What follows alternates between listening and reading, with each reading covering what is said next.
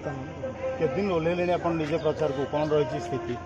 ମୁଁ ତ ଜୟ ମା ଚର୍ଚ୍ଚିକା ପ୍ରଥମେ କହିବାକୁ ଚାହିଁବି ମୁଁ ତ ଓହ୍ଲେଇଲିଣି 15 ଦିନ ହେଲାଣି।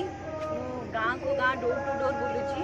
ଏଥର ଗୋଟେ ପରିବର୍ତ୍ତନ ହାୱା ବାଙ୍କିରେ ବହୁଛି।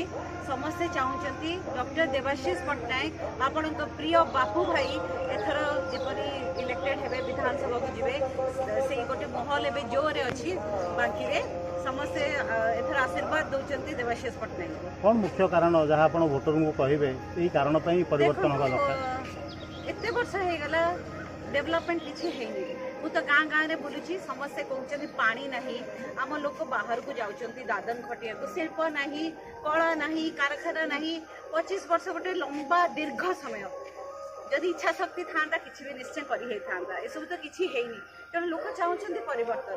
तापर बाकीवासी हूँ बहुत स्वाभिमानी, से मैंने बुझी सारे गोटे विकल्प है डॉक्टर देवाशीष पट्टनायक जी कि बांकी माटीर पुओ उच्च शिक्षित जी सब अहरात्र बांकी लोकों चिंता करती से भाया जड़े व्यक्तित्व को एथर जितेकी विधानसभा को प्रतिनिधित्व करने पठे।